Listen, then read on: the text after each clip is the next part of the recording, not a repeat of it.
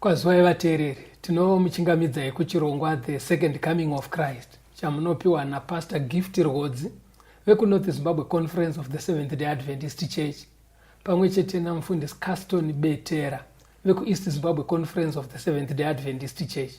Mustudio nhasi tina Shailet Chakabveyo ndiye ari kutiisira musign language. Mufundisi kwazisai vateereri. Vateereri tinokuchingamidzai kuchirongwa. Toda kutenda hurukuro yatiinayo nhasi ine musoro wenyaya unotiwo hondo huru part 3. Toda kutenda mufundisi. Yes. Nekuti pachidzidzo chatapedzisira kuita makanga matibatsira kuronda hondo iri kurwiswa naSatani kuti zano raMwari risabudirire.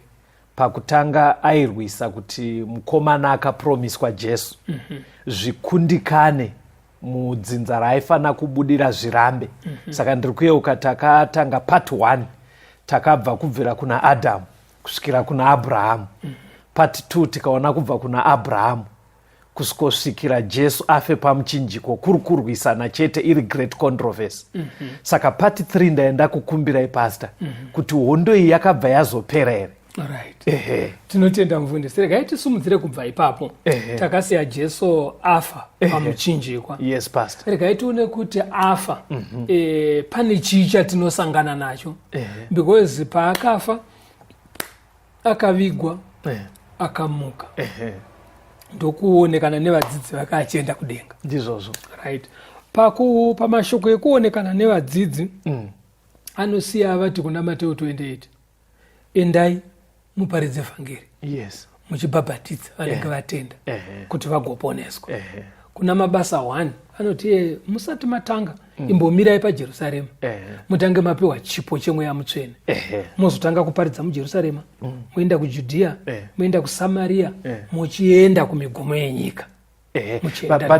Patoda kubatsirwa pastor sekufamba kwamaita toda kuona kurwisana kwake naJesu.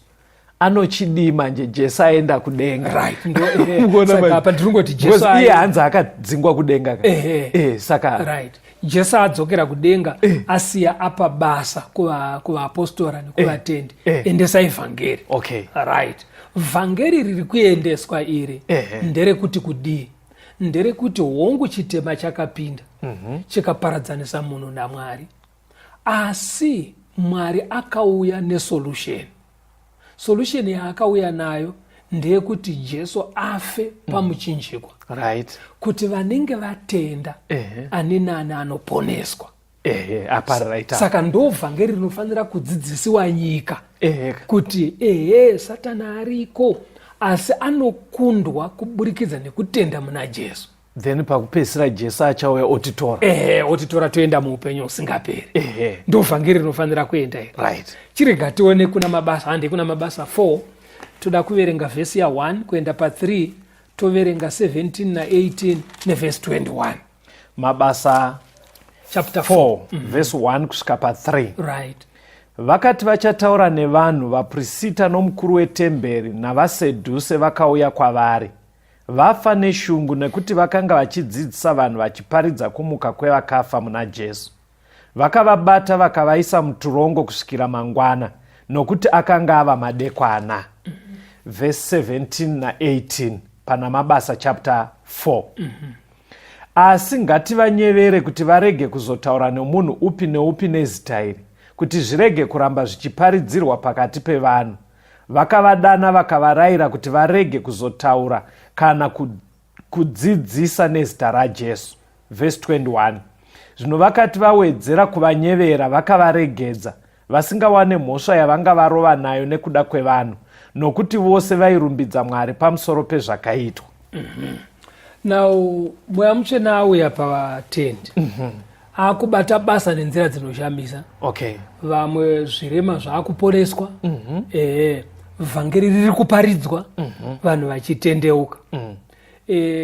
Zvino panapa pari kunzi vakuru vekereke manje vechijudha vakagumbuka kuti vanhu vari kuparidzirwa nezvekumuka kwevakafa kuburikidza nekutenda muna Jesu.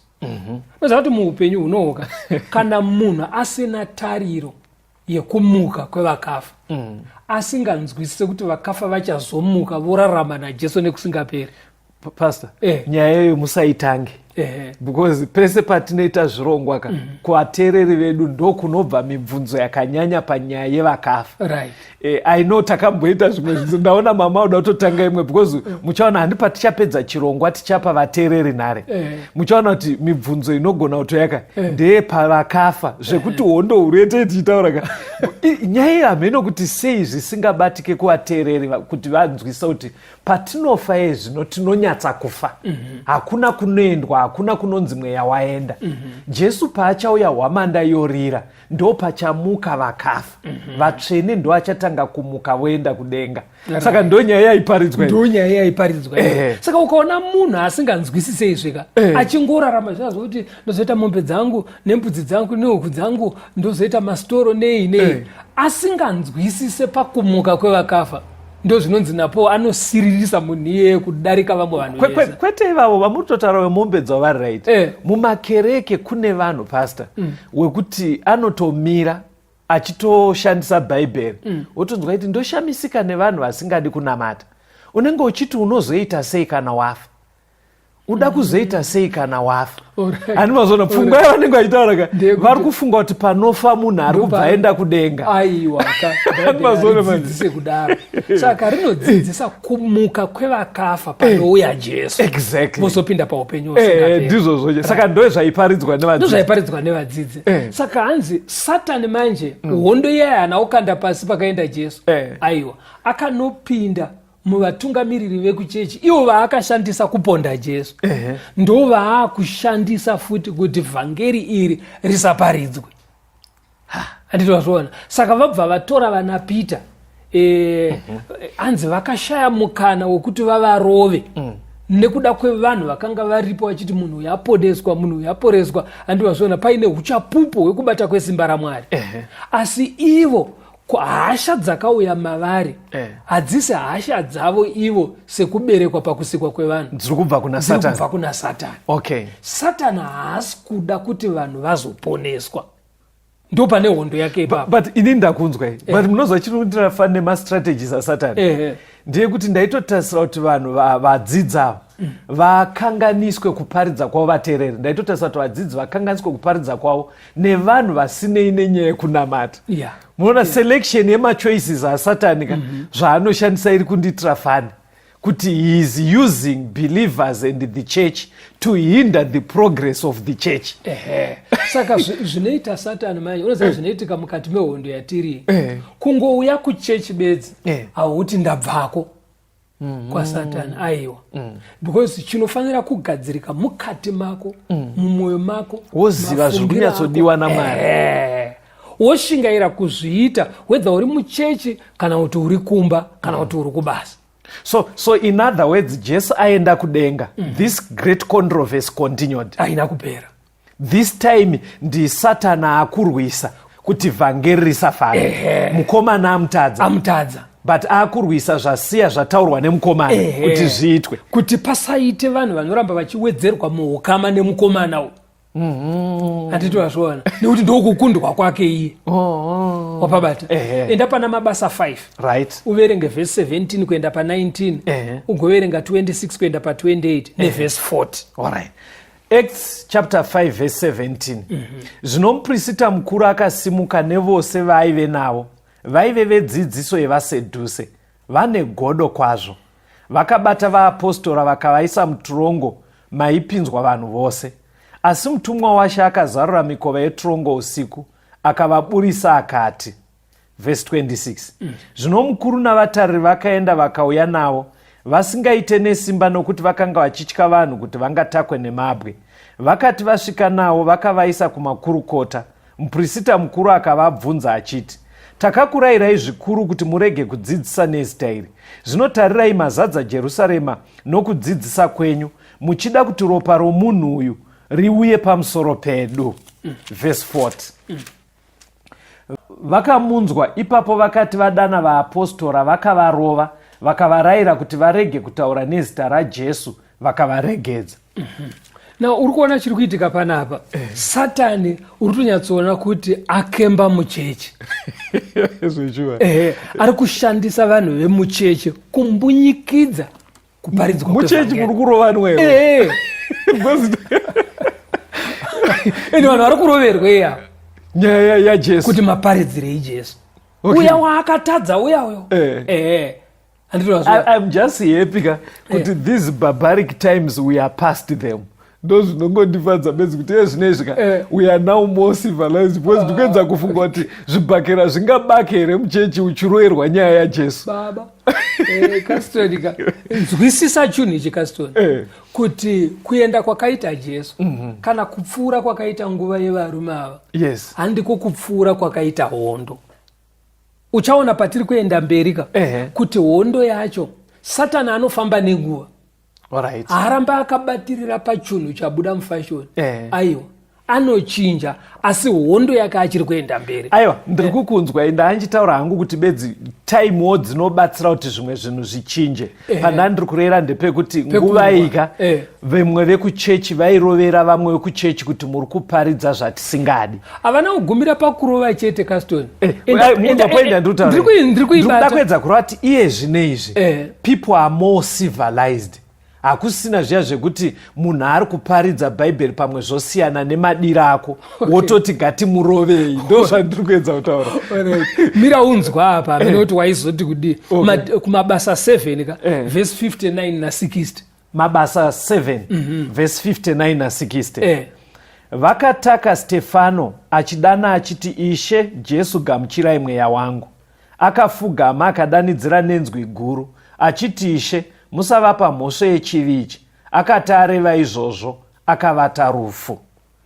Iwo uri kutaura kuti barbarism yaioneka pakurova achirova namucheche. Satani zvaakaita haana kugumira pakungoisa mweya wekurovana chete weyacho, akatovadira mweya chero wekutoponda. Stephen akauraya. Ndinoziva kuti nyaya yaponderwa Stephen haisi ine chimwe chinhu chine zvekuita nepano pasi. Kana uchiverenga kunonzi Stephen aiti kana achidzidzisa asina kufunda semarabhi anga ari pakati pemajudha, hanzi aiti kana achitaura so vaishaya kana pekuvhunza napo. Achidzidzisa akazadzwa nemweya mutsvene neutsvene. Iyoyo yaStephen ndakamboiverenga pasta. Pamaedza kuitsanangura zvabva zvayamupfungwa mangu. Paazofa apa chaangaita anga atsanangurira vakuru vevajudha mashandisirwo avaitwa naSatani muhondo huru yatiri kutaura. Nekuti musi mharidzo yake yakatotanga kutsanangura kubva kudana kwaAbhurahamu, achivatsanangura dzaive shungu dzaMwari nekushandiswa kwaiita madziteteguru avo naSatani. Saka anga akuvatsanangura kuti wedweka pahondo iyi muri kuita kunge muri kurutivi rwaSatani futi nanhasi. Saka hanzi apedza kudaro havana kufara nazvo kuudzwa kunzi unotiti tiri kurutivi rwawakaipa isi tiri kuita zvekunamata. Andinoziva. Saka unoziva kuti chakaipira muhondo iyi, munhu akazvisa kudivira Satani anodirwa mweya waSatani.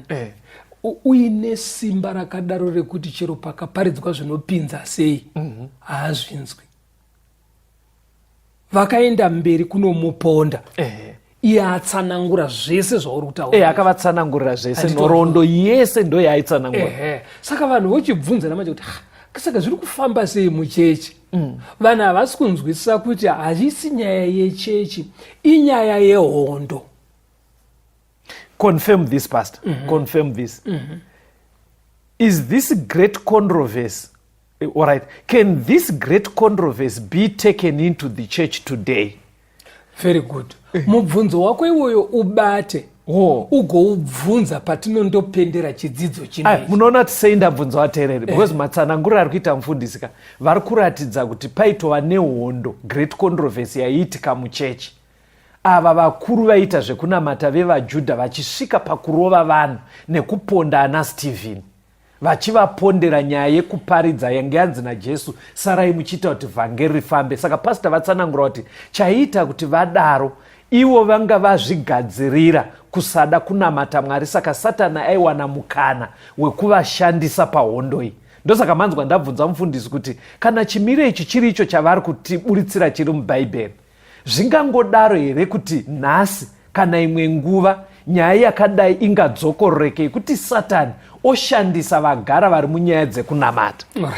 Rega timbonzwa pakamboka tigoya tosusukidza kubva ipapo. All right, Pastor. It's okay. Tanza kunakisisa Jesu aponesa iro sokora ura Jesu aponesa ziwisa nyika dzese kumbiri yokwenyanza tenzi anotituma Jesu aponesa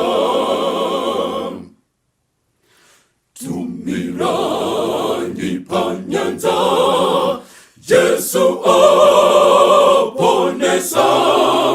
udzanyirwa nyangadzi Jesu aponesa imbani wozvitsuwa kana vari panyanza pasiri chazorinzwa Jesu aponesa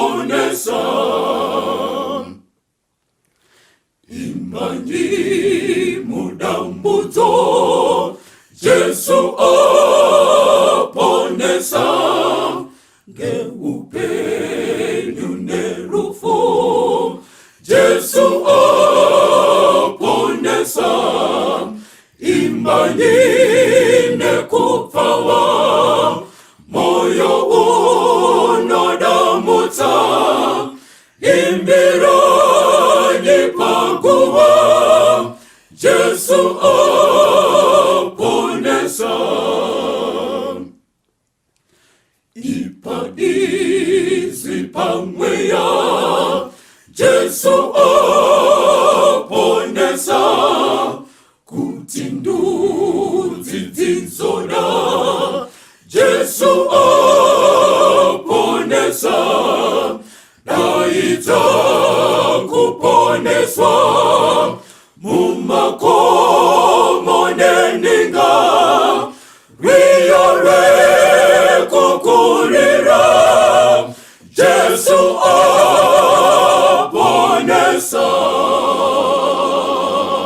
Tinomuchingamidza vateereri tichienderera mberi nehurukuro yedu hondo huru part 3. Right. Kasinonga uchibvunza iwo kuti zvingawanike here muchechi nhasi kuti hondo iri pakati paKristu naSatani itorwiwawo muchechi kuchishandiswa vari muchechi? Yes. Right, rega timbotiendei pamberi uramba wakabata mubvunzo wako iwoyo tione kuti haupindurikeri. Hatimbodzidzai kuna Mabasa 8 verse 1 kuenda pa7 tiri kuteera hondo huru. Mabasa 8 verse 1 kusvika pa7. Sauro akanga achitenda kuurawa kwake. Zvino nenguva iyo kereke yepaJerusarema yakatambudzwa zvikuru. Vakaparadzirwa vose kunyika yeJudhea neSamaria. vakasara vaapostora bedzi. Varume vakarurama vakaviga Stefano vakamuchema zvikuru. Zvino Sauro akaparadza kereke, achipinda mudzimba dzose achikakata varume nevakadzi nekuvaisa muturongo. Zvino avo vakaparadzirwa vakapoteredza nyika vachiparidza shoko. NaFiripo akaburukira kuguta reSamaria akaparidzira Kristu. Vanhu vazhinji vakateerera nemwoyo mumwe zvairehwa naFiripo, vachinzwa nekuona zviratidzo zvaakanga achiita, nekuti mweya yetsvina yakabuda kuvazhinji vaive nayo, ichidanidzira nenzwi guru, navazhinji vakanga vakafa mitezo nevaikamhina vakaporeswa. Uri kuona panapa hondo iri kuenda mberi. Yes. Satani chimwe chinhu chaanoshandisa muhondo kutyisidzira. Okay. Kuti uruda kudai so ona zvandichaita uyu. Odhira newoyo iwo wakatarisa onyatsoona kuti akuzwe kutambira uko. Anditozvona. Saka pairohwa vamwe kune vamwe vaitotya kubuda pachena nekutya kurohwa. Anditozvona. Nepaipondwa vamwe. Because ukazotarisa wakufamba mubhuku rajinotonzwa kuti chero vaiva nemwana akaporeswa riri bofu vakomana vaiva pavakabvunzwa nevakuru vekuchechi kuti sei akuona mwana wataiziva riri bofu, zvakanzi mubvunze yakura. Asi kana uchivereka inonzi hanzi vaitya kuti vanodzingwa muchechi dai vakati ndiJesu. Anditozvona. Saka Satani ndo imwe nzira yaanoshandisa yekutyisidzira. Okay. Ndosaka uchiona iyo zvinezve panyaya kuti munhu akunamata pane hondo inoitika. But imwe hondo yacho haisi necessary, pastor. Ameno kwenyu kwamuri vateereri, pane pamwe pekuti mwana agara ari kutoitawo unhu hwakanaka, ari kuita zvakanaka, angosarudza kuti auda kunamata, ndo panotanga hondo, unzi uchanodya kuchechi ikoko. Right. Iyo unobhone ndo yatatakuda kutotaura kasere kuti wakamboona here kuti mubereki anonzi mwana aita musikanzwa abatwa vachiita zvavakomana nevasikana kuchikoro. Anotodhiraivha mota kuenda ikoko. Okay. Kuchikoro kwemwana kwaadedzwa. Osvika nyaya yotaurwa. Saka vamwe kuchikoro vanoti chirovai mwana. Baba vanototora shamu kurova mwana wavo, vorova vemusikana, vorova vemukomana, vorova. Kana vapedza voti hatidi kuzviona, tonzwa varume vachipopota rune zvatete. Handitozviona. Kana vadaro so nhasi hatina chatakuigira watinyadzisa. Okay. Asi vanenge vasina kutakurwawo mbuva iyayi. Mataka anoendeswa. Asi pakupera kwetemu vanototumira mudhiraivha kunomutora mwana uya. Which is okay ka. Ndizvo zvokanditi panoda kuyanana here. Asi zvinoitika manje ndezvokuti mwana ati ndaakuda kunamata. Uya aita zvemisikanzwa zvinonyadzisa anotumirwa dhiraivha kunomutora. Ati ndaakuda kunamata anodzingwa pamba. Ndo paunoona kuti haiwa unobva waona kuti haaiombe nyaya yacho ina Satani kuseri. Ndiye anoita kuti uya akunamata uyo anogadzira zvinhu zvinotyisa zvekumuvhundutsa. Handiti wazviona kuti vamwe vazoti ukanamata unogona kuitwa yakaitwa uyu mukomana wepa next door. Handiti wapabata. Iyo munoti haisi example iyi yakakura here, Stefani kutakwa nemabwe. Munoti izvozvo zvega zvinokusiya uchiri kuda kunyatsotaura zvaJesu here. Aiyo.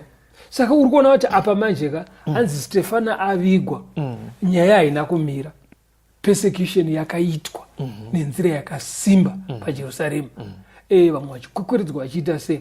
Hanzi zvakadaro zvekuti vatendi vakatanga kutiza paJerusarema. Asi pane chimwe chinhu papaseji yawaverenga chinondopinda muurongwa hwakasiya hwataurwa naJesu. Urongwa upi pastor? Jesu handi Jesu akasiya ati endai muparidzire zvisikwa zvese. Ndobva ati mutange paJerusarema, paJudhea, Samaria, mosvika kumugumo enyika. Saka aenda akataura zvinyatsori clear sekurondedzera kwauri kuita. But ivo vakasara vachingoti paJerusarema. Handiti wazvaonaka. Saka pakatanga persecution yemission yekuenda kwese Judea, Samaria nekoko vanga vasina. Saka patanga persecution manje vakurohwa apa vamwe vachipondwa hanzi vakabva vatanga kutiza. asi manje pakutiza manje vaizadzisa zviri kudiwa umwe naMwari. nemumwe aienda kwaari kuenda achiparidza. I get you. Ndapabata. Wabati. Aiwa ndatopaona. Wabati. Kutoti persecution kunyange yaikonzerwa naSatani.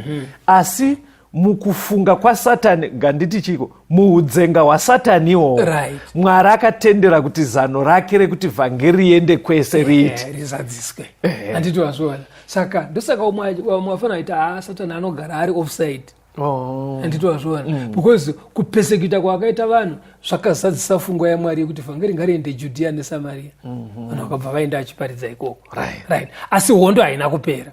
Right. Hande pana mabasa 12. Tiri kungotera vateereri hondo huru mushure mekufa kumuka kwaJesu nekuenda kwake kudenga. Satani haana kuti ndapedza zvandatadzirira muchinda akanga arehwa uyu chirega tizvisiye. Akasara futi achikondinya nehondo. Acts of the Apostles chapter 12 verse 1 to 4. Zvino nenguva inenge iyoyo mambo Herodhi akatambanudza maoko ake kuti atambudze vamwe vekereke. Akauraya Jakobho mukuru waJohani nemunondo. Zvino akati achiona kuti zvafadza vaJudha ndokupfuurira akabata Petrowo. Aive mazuva ezvingwa zvisine mbiriso. Zvino akati amubata akamusunga mutorongo akamuisa kumapoka mana, rimwe nerimwe riine varwi vana, kuti vamurinde achiti amuise pamberi pevanhu kana Paseka yapfuura. Verse 8. Mutumwa akati kwaari, zvisunge chiuno usungire shangu dzako. Akaita saizvozvo akati kwaari, fuka nguo yako unditevere. Akabuda akamutevera asingazive kuti zviro kwazvo zvinoitwa nomutumwa, asi wakati ndinoona chiratidzo. Zvino akati apfuura murindi wokutanga newechipiri, vakasvika pasuo ramatare pavaipinda napo paguta. Rikangozarukira roga, vakabuda ndokupfuura neimwe nzira. Mutumwa ndokubva kwaari pakarepo. Petro akati apengenuka akati, zvino ndinoziva zviro kwazvo kuti Ishe wakatuma mutumwa wake akandirwira paruoko rwaHerodhi nepazvose zvakanga zvichifungwa navanhu vavaJudha. Right. Uri kuonei panapa Kaston. Hondo iyi payasara ichienda mberi. Yes. Satani atanga kushandisa vanhu vari muchechi kuti varwisane nebasa raMwari. Zvinobva zvatiisira pachena kuti chero nemumazuva edu ano atiri, vamwe vanhu vatori munyaya dzekunamata vanogona kushandiswa naSatani kurwisa pfungwa yaMwari. Satani anogona kuzviita izvozvo mumazuva edu. Hazvida kupera karayo. Okay. Ndosaka uchiona iye zvino pari pamwe munomboti muchikurukura chokwadi chine chichibuda pachena. Masina kuti ichi ndo chokwadi chaMwari sezvachiri muBhaibheri. Wakamboona here Kaston kuti vanhu vanowanzoita hondo nekushoropodza chokwadi hadzizi n'anga nevanhu vari kunze uko vasinei nezvechechi. Vanhu vanowanzoshoropodza nekuda kuvhiringidza kadzidziso dziri correct vanhu vanotoenda kuchechi. Ndizvozvo. Handiti wazviona. Saka izvozvo zvichiri kuitika. Right. Vekuchechi vaita pavo. Panapa apa taakusangana namambo asiri wechechi. Herodhi. Unoziva kuti panenge pachiitika zvinoitika mumachechi izvi, vasiri vekuchechi vane vachinzwa. Vachizviona. Handiti wazviona. Saka mambo aizviona kuti vanhu vekuchechi vari kunetsana. Pachavo vari kunetsana. Ari kunetsana. MaJudha aponda Stephen apo waita se. Vamarova aizviona. Zvese zvine zvichisvika kumadzimambo. All right. Saka information inosvika kuna Herodhi. Inosvika kuna Herodhi. Saka Herodhi manje zvakazoitika. Iye chainyanya kuda kufamba aine vanomutsigira vakawanda. Kufarirwa. Ndokuona kuti maJudha panguva iyo vanga vakawanda. Saka ndokuona kuti ndingahwine sei maJudha moyo yavo kuti vauye kwandiri. Right. Ndobva Bhaibheri riri kuti paakauraya James akaona kuti maJudha akafara zvokuti handiti wazviona, akabva ati Herodhi ndiye. Saka aona kuti zvavafadza.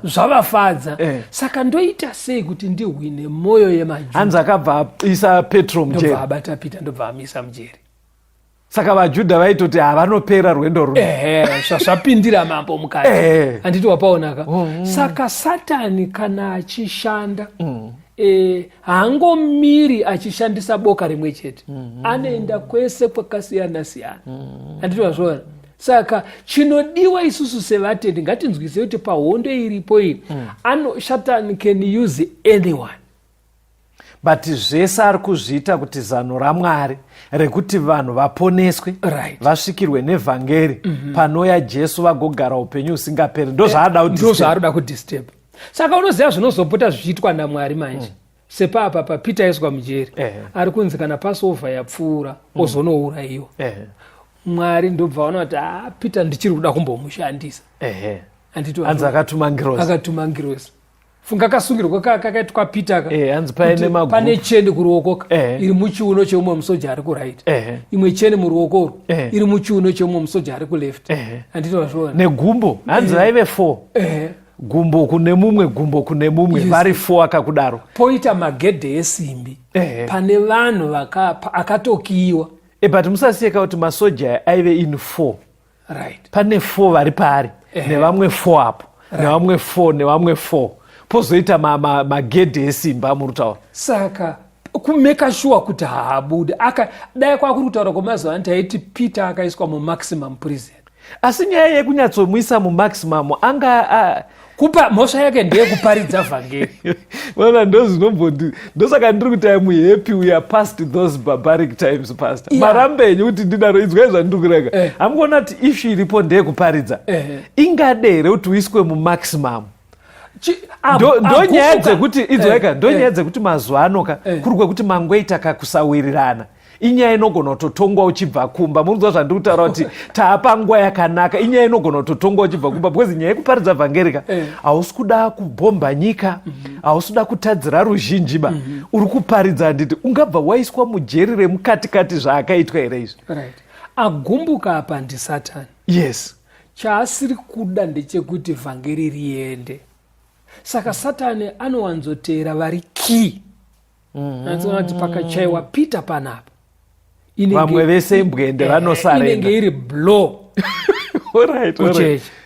Mwari ndokona kuti Peter tichiri kumbomuda. Ndobva atuma ngirozi. Saka paizvozvi Satani akagumbuka. Chereko kuuya kustudio kwauneta kastoluku so. Satani anenge achigumbuka because pane kwakawanda kuri kupiniguka nedzo discussion idzo dzidzi. Alright. Asi Mwari anenge achiti no, Caston tichiri kumbomuda. Okay. Saka pane kuvhikirira kumwe kunoitwa kwausingatomboone Mwari achivhika. Saka maybe manzwisira andiri kuita pastor. Nyaya iyi inobatika tikaramba tichiona context kuseri kuina Satani. Maybe ndokutoti mugone kundipindura pandiri kuramba ita zvemabarbaric times because zveshuwaoka munhu angori nomoka auise muparidzi mumaximum prison. Anditwazvona. Ari kuisa ndiSatani. Mukadaro maybe ameno vateereri zvikuita zvichijekaka kuti zveshuwa pari kumbondiconfuse ndiri muno mustudio ka panonoti nzwisisikei tikaramba tichiona kuti kuseri kwekupishana kwaiitika kwese uku Satani ndiye muridza ari kurwisa. Ndiye aipinda muna naHerod. Because munhu ari ngori yegaka zvinoramba kunyatsa kubatika. Saka chatabata iye zvinezvi ndechekuti Jesu aenda. Satani akasara achishandisa vatungamiri vekuchechi. Handitika vachitosvika pakurova nekutouraya vanenge vachiparidza vhangeri. Handiti wapabata. Ndobva panapa tazoona kuti vakuru vekuchechi vaita. Handiti asi kwapindira chero vasinganamati. Ana Herod. Saka ukatarisa nature yehondo yatiri panogona kubatana vanonamata nevasinganamati kuvhiringidza urongwa hwaMwari. Wapabata apo ndapabata. Regera timbonzwa kamboka tigoya tusumudzira mubvunzo wako handina kuurasa. Musaurasa. Aiwa tiurasa. Regera timbonzwa kambo tigoya toenda mberi. Umaye kunamata moyo unafawa touya kuna Jesu mponesi wedu nekutenda touya kuchishangu chedu orapa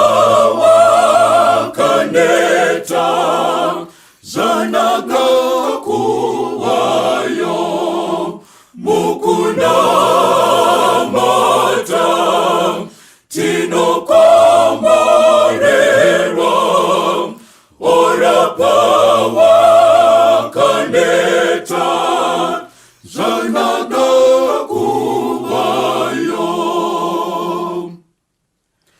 nguva yekunamata tenzi oswedera onetsitsi kunzwa vana vachichema zvese tinozviisa pamakomba ake orapa wakaneta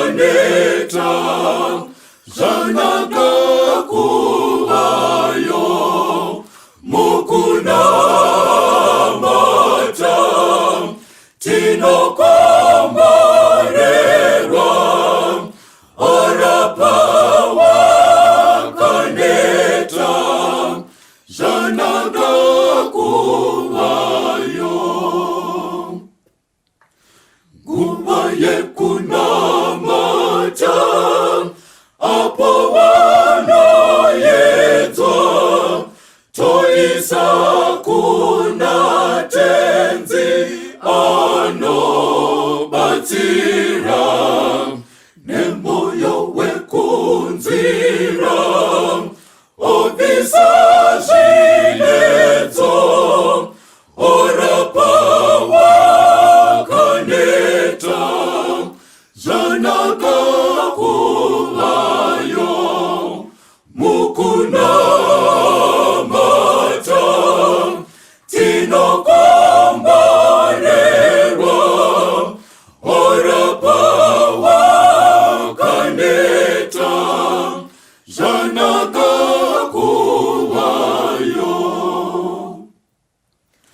panguva yenamato tinomusimbira zvikomborero zvese tinozviwana mukusimbira iye hamuna dambudzo orapa wakaneta zvanaka kuvayo mukunamata tinokomborerwa orapa wakaneta zvanaka kuvayo mukunamata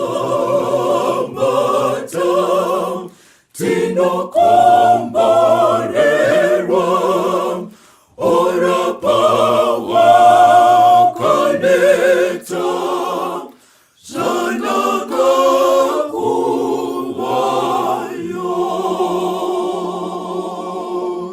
Tinomuchingamidzai vateereri, tiri kuenderera mberi nehurukuro yedu hondo huru part 3.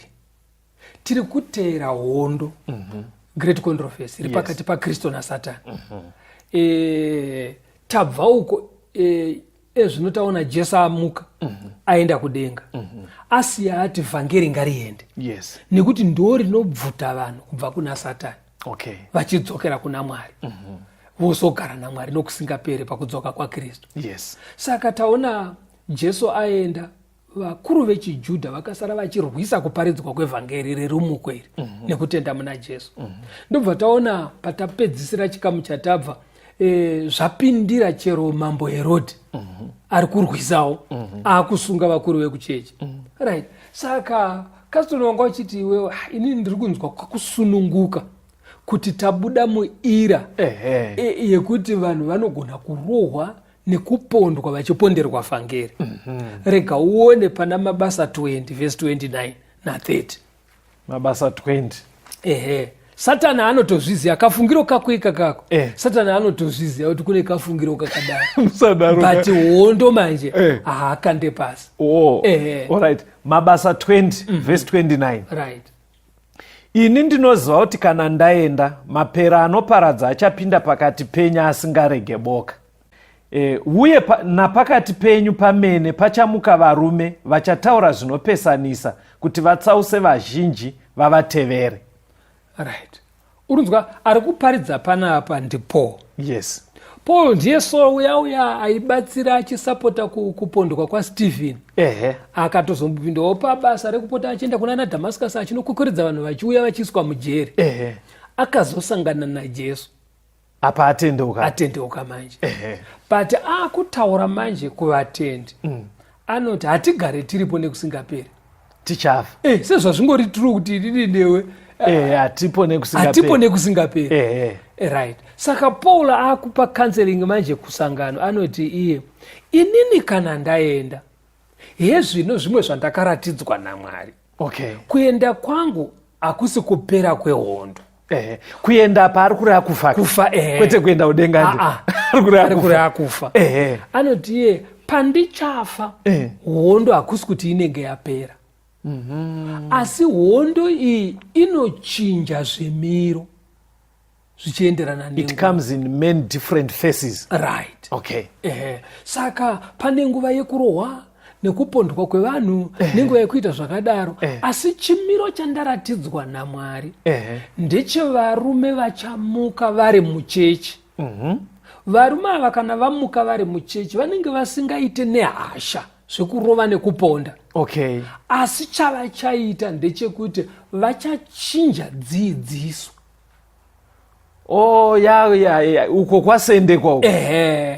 Saka vanoshonyorora chokwadi chaMwari. Kuti Jesu paenda kudenga asiya pamisheni vadzidzi vairoverwa ivo kuti vasaparidze izvozvo. Saka apa Pauro ari kuti strategy yaizochinjwa. Instead yekuvarova beta kuchinja message. Saka vanhu ava vari kuuya sekunge vamwe venyu, vari kuuya sekunge inhume dzaKristu, handiti vadzidzisi vakatumwa naKristu. Asi mukudzidzisa kwavo voshonyorora, voticha zvisiri izvo. Andizvo dambudziko riri pakuticha zvisiri izvo unoziva nderei kasito. But this is more dangerous. Wapaona manjeka kutorohwa kuri nani? Because sosi ikaira yavhiringwa ka. Mofiririra kudzidza muchidzidza ka. Exam ikauya amupaze. Ukaona paina ticha ane hutsinye ndanoticha zvisiri musirabhasi. Zvisiri kuvhunzwa pakupera kwegore.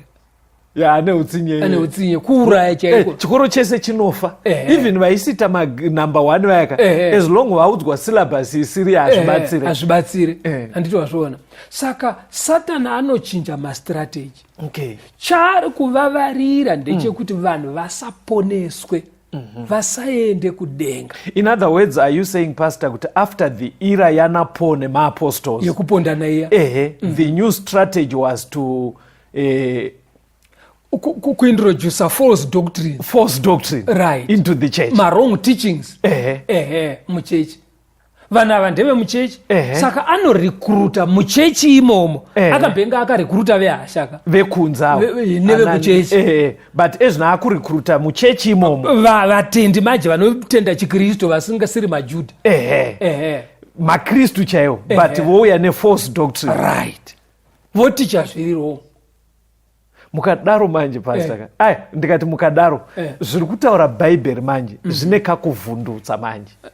Because ranyanya kuswedera kwatiri manje. Mukuona zvazvakuita. Because bhaibheri patachiti vaJudha ka tikuziva kuti vaisatenda muna Jesu. But kana raakuti kunogona kubuda pakati pemaKristu, raakureva chimiro chiriko manje. Mukuona pazvaakuvhundutsa. Ipapo ndo panotyisa. Because I cannot imagine kuti pakati pemaKristu paite vanhu vari kutogadzira syllabus yekuti hazvina kwazvinoponesa vanhu. Hazvina. Unoziva kuti kana munhu akapinda mumota chero iri nyowani, asi wopinda munzira isiriyo, mota ichifamba perfect, ine comfort, haasvike kwaari kuenda kana wapinda munzira isiriyo. Saka Satana anozviziva manje kuti siyai vari muchechi munganetsane navo, because mukada kuvabvisa ka unoziva munhu chaananga achirambidzwa anotonyanyisa kuita simba chero achirohwa. Handiti wazviona. Saka chiitai kuti varimo mobatapa pfungwa dzavo. Ipapapa pakanganisei nedzidziso. mumusiya akagara akananga kwaari kuenda asi apa mavhiringa dzidziso. But manje pastor munoomesera vateereri because munhu wese even kwamuri vateereri munosara mane mubvunzo kuti saka manje pandiri pane dzidziso chaiyo here kana kuti ndiri kuitiswa syllabus isiriyo. Pane here zviri main pastor mumasyllabus umu zvinogona kuindicata kuti ungogutsikana kuti ndiri kutichwa zviri correct. Unoziva kuti pataiita zvidzidzo izvo zvatiri kuita zvesecond coming paripo patakanoona Jesu achiti kuna Mateo 24 mudzokere futi kuna Daniel paaiti dzidzai bhuku raDaniel. Ine tichadzokera kwariri. Imboenda kuna Daniel unzwe pachapter 7 vhesi ya25. Daniel chapter 7 verse 25. Daniel achiprofita zvichazoitika mumazuva ekupedzisira. Okay. Uchataura mashoko okumhuro okumusoro-soro. Uchaparadza vatsvene.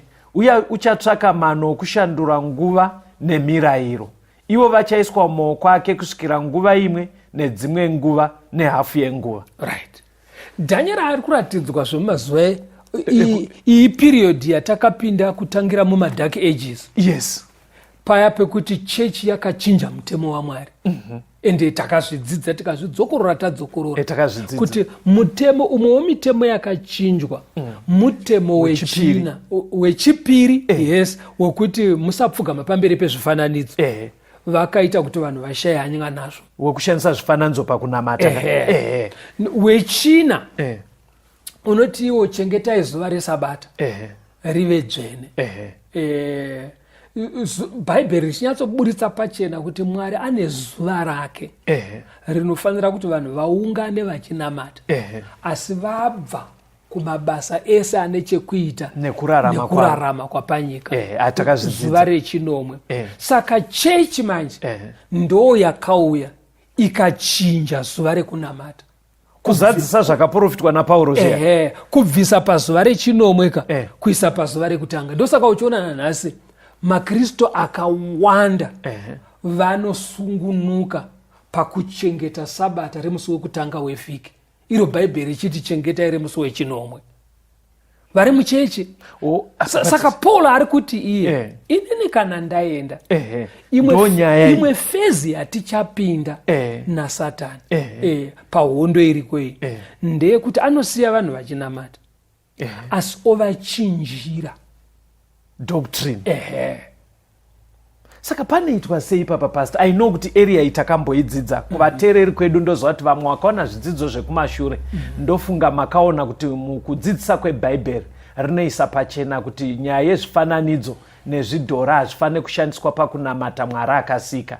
Uye Bhaibheri rakaisa pachena kuti kana razuva rekunamata rekuzorora pamabasa ese anotipa raramo izuva rechinomwe revhiki rinova Saturday mukuverengwa kwekalenda yedu yemakore anaya. Izvozvozvo zvapo. But pandine mubvunzo pastor ndepekuti zviri izvo zvakatoprofitwa naPauro kuti ndo zvichauya panogadziriswa sei muhondo iyi great controversy ndatoiona zveshuwa iriyewo. Satani atohwina here pochinzi because muri totaura chokwadi kuti vanhu vakawanda ndo vakatokura vari mudzidziso iyoyi isingawanikwe muBhaibheri. Ukange uchidzidza manje mukati meshoko chiwana kuti vese vakamugamuchira Mwari anovapa simba rekumira vari vana vaMwari. Andiri kuona number 1. Number 2 pana John chapter 8 32 kunonzi muchaziva zvokwadi ndo inokusunungurai. Zvokwadi yokusunungurai. Tinoiziva sei? Nekuverenga mukati mebhebheri. Waona kuti Jesu pakuedzwa kwake aiti kwakanyorwa kuchinzi. Kwakanyorwa kuchinzi. maKristu mazhinji emakore ana havadi kuverenga. Alright. In other words, pastor, muri kuti here mugreat controversy munhu akakaruka aona kuti konda handiri kurutivi kwakachinjwa syllabus. Muri kuti here zvitori kwaari iye kuti aite macorrection. Very good. Macorrection anodiwa. Alright.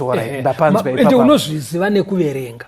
Because paine warika ndepekuti munhu anogona kubva ati manje togodii vatozvitaura kustudio kuti zvakatoprofitwa kuti zvichachinjwa. Munhu ongofunga kuti saka aritori muzano raMwari kuri wrong. Munhu anofanira kuti kana wanzwisisa kuti pari wrong unoita sei? unochinja kaombonaona vanhu vachiti ana sekuru vashanya vatora chituru vaenda kunogara pasi ipapa zinyoka rakapinda pamwe nepapa panezuro vachiti papi ipo pamwe nepamakagara ipapo unoona sekuru ndine zuro wayakapinda unoona vaakutosumudza chituru chavo kuchinja mumvuri. Saka kureva kuti ukanga waudzwa kuti pawatsika apa pakunamata pane ngozi apa because Satani achashandisa futi vaparidzi kushonyorora kana sekuru vachichinja mumvuri nenyoka yakapinda nezuro kuiwewo chinokutadzisawo kuti uende panokuendesa kuruponeso chii. Vateereri ndofunga apa pari kujeka. Hatifambeni. Verenga zvakazarurwa 13 unzwe kwatiri kuenda mberi ka zviya zvaombenge uchiti bhabhariki zviya muchiprofita unzwe kuti ichaguma sei. Musabva madaro. My question was very clear, Pastor. Kuti great controversy yamuri kutaurai ini nangu ndinda ndichifara kuti we are past that era yemabarbaric times. But chinzwa manje chiprofita kuti chinoti kudii. Zvakazarurwa 13 pa14 kuenda pa17. Zvakazarurwa 13. Chinonyengera vanogara panyika nezviratidzo zvachakapiwa kuti chizviite pamberi pechikara, chichiti kune vanogara panyika kuti vaitire chikara mufananidzo, chiyo chakanga chiine vanga remunondo chikararama, chikapiwa masimbo okupa mufananidzo yechikara mweya, kuti mufananidzo yechikara utaure, chirayire kuti vose vasinganamate mufananidzo yechikara vaurawe. Chinomanikidza vose vaduku nevakuru, vafumi nevarombo, vakasununguka nevaranda kuti vapiwe chiratidzo muruoko rwavo rwerudyi kana pahuma yavo, kuti munhu arege kuvapa anogona kutenga kana kutengesa, asi iye ane chiratidzo, iro zita rechikara kana chiverengo chezita racho. Right. Takadzidza kuti mumadark ages vanhu vairamba kana matiro kaidiwa nethe Christian Church vaipondwa. Ndizvozvo. Handitika? Yes, saka pana apa Johana ari kuti zvinizvozvo zvichadzokororwa mumazuva ekupedzisira. Pari kunzi chiratidzo. Takadzidza isu muzvidzidzo zvakapfuura. Bhaibheri rinoti Mwari anoti chiratidzo changu iSabata. Ndo randakapa kuvatendi. Ndiezekero 20 pavhesi ya12 na20. Ndakavapa Sabata kuti chive chiratidzo, ndo saini pakati pangu nevana vangu. Vateereri vedu vakafamba nezvidzidzo izvi zvakavajekera. Saka saini yaMwari pavatendi kuchengetwa kwesabata remusi wechinomwe wevhiki. Asi chechiwo handiti wazviona ichitungamirirwa naSatani inochinja kubva pasabata raMwari remusi wechinomwe wevhiki yoita saini yayo inokakavadzana neyaMwari. Matondibatsira kuateereri edu. Mirai makadaro. Ndoda kuti mukondinye nepfungwa yevateereri pamibvunzo mimwe iri kuya kwatiri inenge ichibvunza kuti mark of the beast. Hatizive zviri kuitika kwamuri zviri kukuvhundutsai kuti muise mubvunzo wekuti tatoerenga mark of the beast nai zviri kuitika izvi ndo mark of the beast here. Mukutsanangura kuri kuita mufundisi zvichibva mubhaibheri. Kuti unzwisise mark of the beast tanga waziva beast yacho. Haugone kungomhanya kuti ndo mark of the beast here usingazive beast yacho. Saka beast muzvidzidzo zvakapfuura zvekumashure sekutsanangura kuri kuita mufundisi chimiro chakapindwa nechechi. Mumazuva emadark ages yaane muzinda kuRome paichinjwa mitemo yaMwari nezvinodiwa nebhaibheri. Saka ukaera waziva beast yacho mark inobva yajeka. Kondinye yenyu mufundisi. Saka mark yacho manje iSabata risiri chairo. Ndinonzi mark of the beast. Asi pane nguva ichazosvika yekuti kana zvakumanikidzwa sekuverenga kwataita mubhaibheri zvichasvika pakumanikidzwa nekutorowerwa munhu nekutoda kuurayirwa munhu kuti nyaya iyoyi iite chete. Saka zviriko mberi mugreat controversy muhondo huru.